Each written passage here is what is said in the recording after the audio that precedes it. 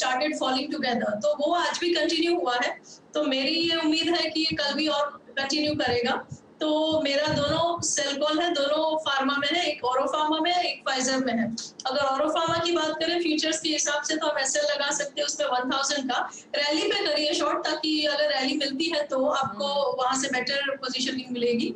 और एसएल होना चाहिए 1000 पे और टारगेट हो सकता है 975 की तरफ, और उसके नीचे भी जा सकता है फिर कंटिन्यूस। और फाइजर की अगर बात करें तो उसमें भी हमें बिकवाली करके चलना है, और उसके अंदर हम एसएल लगा सकते हैं 5520 के ऊपर, और टारगेट होना चाहिए 5400 का, और इवन 5350 की तरफ ये जाते हुए नजर आ सकता है।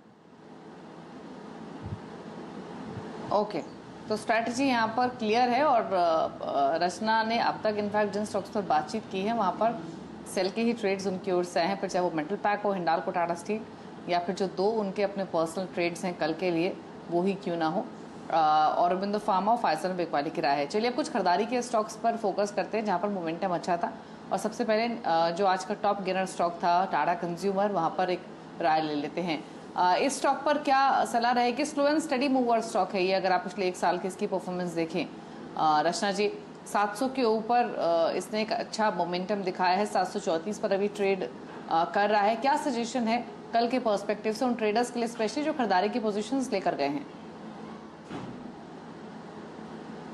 खरीदारी करके गया है तो उनको पोजीशन कंटिन्यू करनी चाहिए। और टाटा कंज्यूमर में एसएल हो सकता है अभी 720 के आसपास, और ऊपर वाली साइड पे वो 745 और उसके ऊपर भी जा सकता है, 50 की तरफ जा सकता है। वहां पे जब आएगा तो एक रेजिस्टेंस आ सकती है, 750 के करीब बुकआउट करना चाहिए। अच्छा रचना जी, एक चीज़ और, आपने फार्मा के स्टॉक्स भी बिकवाली की साइड पर चुने हैं, और आमतौर पे जब सेंटिमेंट्स थोड़े से बिगड़ते हैं मार्केट में तो डिफेंसिव्स की ओर रुख होता है।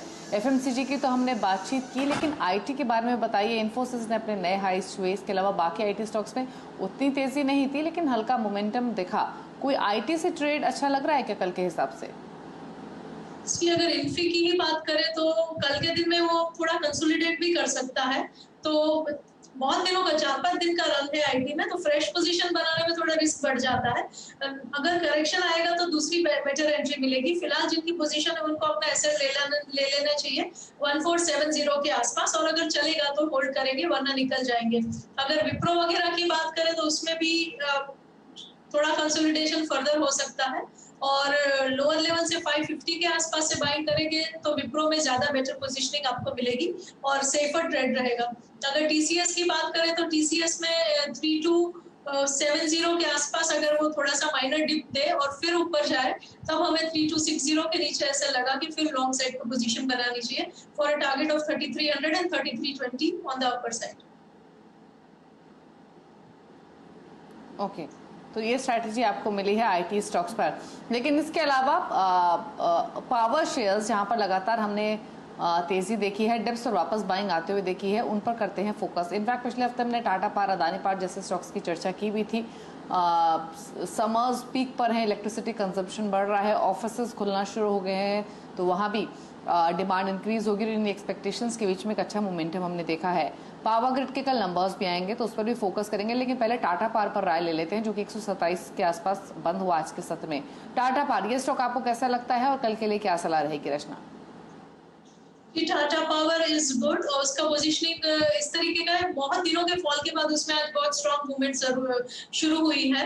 इसमें कंटिन्यूएशन के चांसेस रहेंगे अगर ये 121 का लेवल सस्टेन करेगा तो डिप आ सकता है इसमें भी, और 121 जब तक सस्टेन करे तो ऊपर वाली साइड पे 130 एंड 32 के तरह के लिए इसमें लॉन्ग पोजीशन बनाई जा सकती है।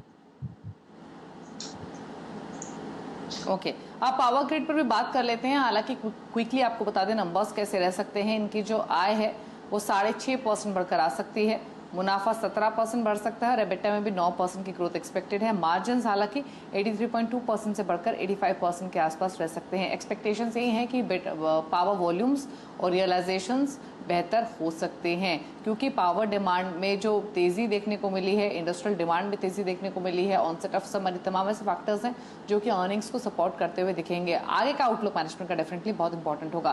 पावर ग्रिड पर एक राय दे दीजिए, अर्निंग्स के हिसाब से ऊपर नीचे की तरफ लेवल्स कौन से इंपॉर्टेंट रहेंगे पावर ग्रिड के लिए? पावर ग्रिड के लिए अगर कैश सेगमेंट से बात करें तो उसमें एसएल होना एक लेवल है, एसएल तो क्या बोलूं, पर 238 के लेवल पे नजर रखनी चाहिए। अभी वो करेक्ट करा हुआ है और अगर 238 सस्टेन करेगा तो फिर अपवर्ड साइड पे एक स्पाइक दे सकता है और उसका टारगेट हो सकता है आपका 245 एंड 50 की तरफ। ओके एक और स्टॉक जिसके कल रिजल्ट्स आएंगे वो है नेटको फार्मा, इस पर भी एक राय ले लेते हैं। हालांकि नंबर्स थोड़े सुस्त साइड पर ही रह सकते हैं। नेटको फार्मा के रेवेन्यू 16% घट सकता है, मुनाफा 14% गिरने का अनुमान है, एबिटा में भी 18% की ड्रॉप रहेगी और मार्जिन 28.2% से घटकर 27.6% पर आ सकते हैं। दरअसल Q3 की तरह यूएस में जो Q4 रहा उसमें जो वीक फ्लू सीजन रहा, कंपनी जो है टैमी फ्लू बनाती है जिसका फ्लू में इस्तेमाल होता है, तो उसकी डिमांड कम रही जिसका अर्निंग्स ओवरऑल इम्पैक्ट पर दिखेगा। हालांकि कोविड-19 पोर्टफोलियो को लेकर मैनेजमेंट की कमेंट्री इंपॉर्टेंट रहेगी और साथ ही क्रॉप हेल्थ सर्विसेज की डिवीजन को लेकर भी क्या आउटलुक आएगा उस पर भी एक इम्पॉर्टेंट नजर रहेगी। लेकिन नेट को इस पर भी एक राय दीजिए, चार्ट्स देखकर अर्निंग से पहले क्या स्ट्रैटेजी होनी चाहिए कल? इसको अगर चलना है तो उसने जहाँ पे अपना दिन खत्म किया है वहीं से उसको अपनी जर्नी कंटिन्यू करनी चाहिए। In that case follow through मिलना चाहिए। अगर ये रिट्रेस करेगा आज के दिन की रेंज के अंदर, दोबारा कल जाएगा, देन थोड़ी प्रॉब्लम आ सकती है। नेवरदलेस आप 1110 के एसएल को ध्यान में रखते हुए इसमें कामकाज कर सकते हैं। लोअर साइड पे 1110 और अगर निकल गया आज की रेंज के बाद, कल फॉलो थ्रू अगर दे दिया तो 1170 एंड 1190 का लेवल भी बहुत आसानी से दिखा सकता है। ठीक है, तो स्टॉक पर रखिए नजर, 1190 तक भी जाने की पॉसिबिलिटी है। नेटको फार्मा पर आपका फोकस होना चाहिए। इसके अलावा फर्टिलाइजर शेयर्स, सीएनबीसी आवाज की एक्सक्लूसिव खबर का इम्पैक्ट, फिर वो खबर कंफर्म हुई और तमाम स्टॉक्स तेजी के साथ हुए हैं बंद, फिर चाहे FACT, NFL, RCF, Chambal fertiliser, Deepak fertiliser जैसे शेयर्स ही क्यों ना हो। कोई फर्टिलाइजर स्पेस से अच्छा लगता है क्या? क्योंकि एक मानसून का भी ट्रिगर है आगे के लिए रचना, हालांकि फंडामेंटल कारण है, पर ऐसा स्टॉक जिस पर चार्ट वाइज भी आपका कन्विक्शन हो, अगर कल के लिए नहीं तो पोजिशनल पर्सपेक्टिव से फर्टिलाइजर पैक से? जी, काफी सारे नाम है फर्टिलाइजर्स के पूरे पैक ने आज बड़ा अच्छा परफॉर्म करा है और काफी सारे स्टॉक्स लाइक फैक्ट जैसे में ये पहली बार है, तो अगर ये अपना जो है बैलेंस कायम रखेगी तो फर्दर फॉलो थ्रू दिखा सकती है। फैक्ट में अगर 135 का एसएल रहेगा बरकरार तो ये 155 और 160 के लेवल्स भी दिखा सकता है। और जहां तक बाकी के स्टॉक्स की बात है, अगर जीएसएफसी की बात करें तो उसने भी एक इम्पोर्टेंट ट्रेंड लाइन ब्रेक करके आज ब्रेकआउट दिया है। उसमें अगर एसएल लगाएंगे 114 पे और वो सस्टेन होगा तो 130 के नंबर्स और 135 की तरफ भी ये जा सकता है। और आरसीएफ की जहां तक बात है तो आरसीएफ में भी देयर इज अ पॉसिबिलिटी कि उसमें भी अच्छा मूव शायद आ सकता है।